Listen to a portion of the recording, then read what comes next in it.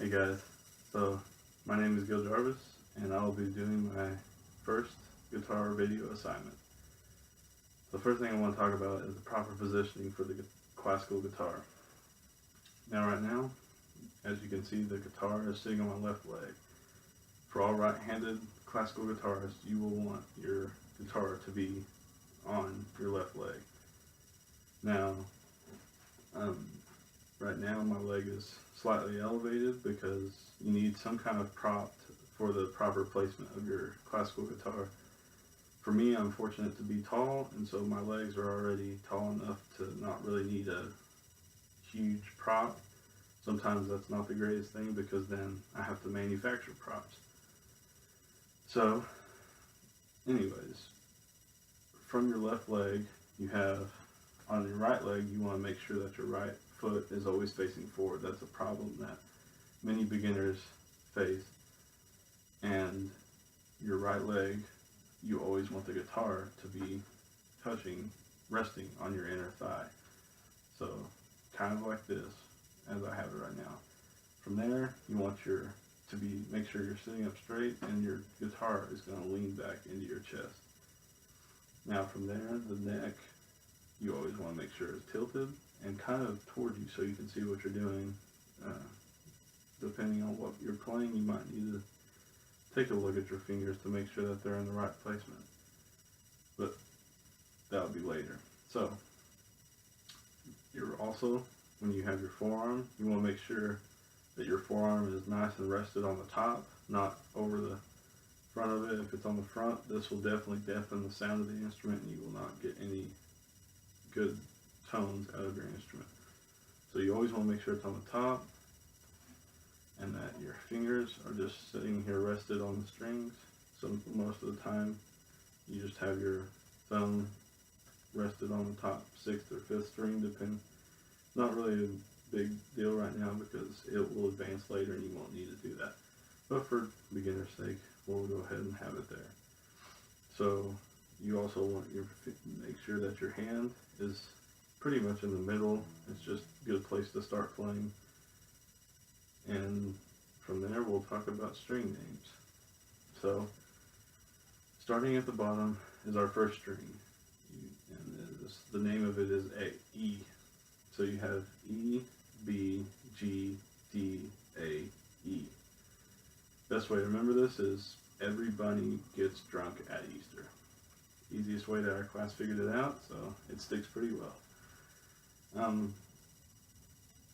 When we're playing, we want to make sure that we have our thumb all the way out, and like I said before, resting on the 6th or 5th string starting out, and then your fingers are just going to kind of come over the top. You don't want your finger all the way in. I know you can't really see that, but you don't want your finger all the way in because you can create a real bad tone, and that's not what you want. So for our first exercise, we just want to play 4 notes on the E string using our index finger. So,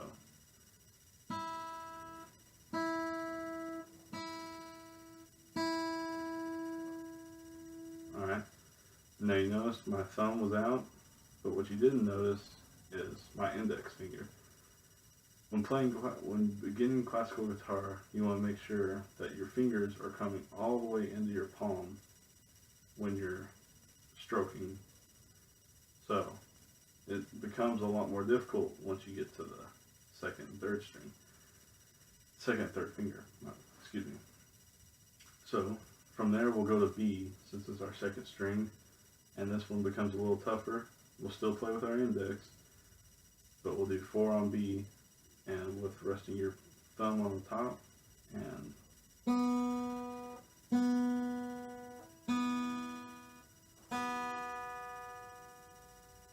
cool. Alright, and from there you can continually go down the strings, G, and so forth. So, our next exercise we want to do is alternating between index finger and middle finger. Index, and then middle. And we'll start that also on our first string E. So,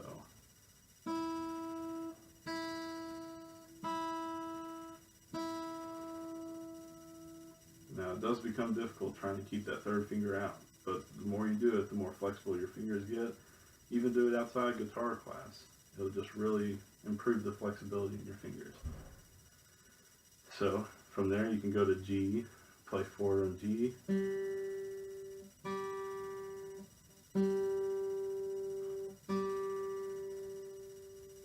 And then continually go down on that and improve on that exercise.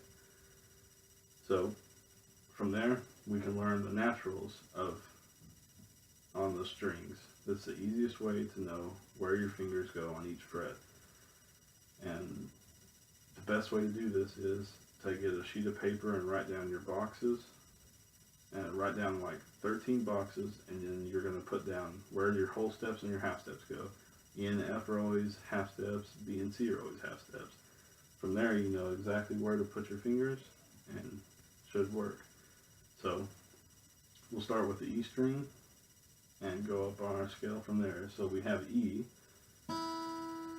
which is open, and then you have first fret F, third fret G, fifth fret A, seventh fret B, half step for C, whole step for D, and then E.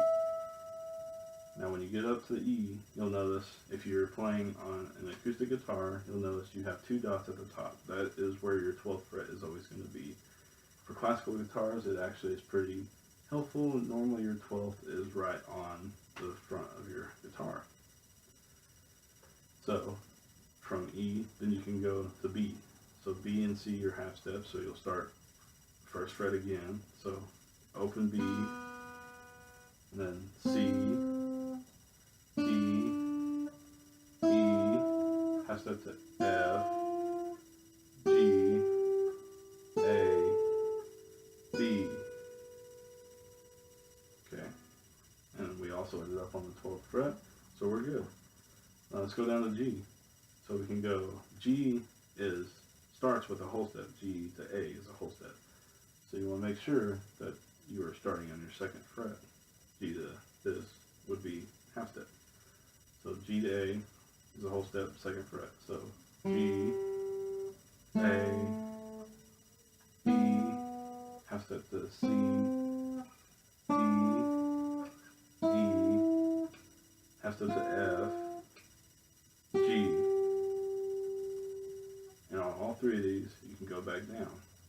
It really becomes difficult, but it helps learning very quickly what is each one, and then you don't have any problems later on.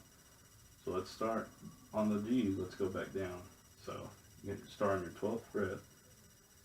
You have G, whole step to F, E, B, C, half step to B, A, open.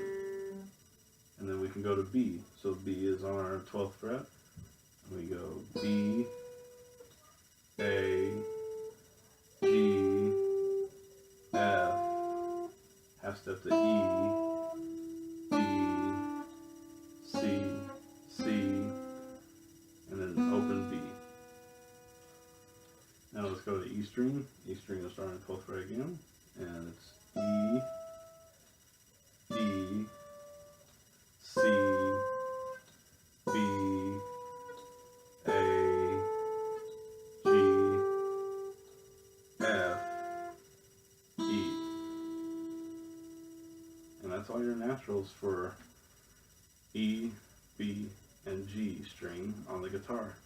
So thank you, and see you next time.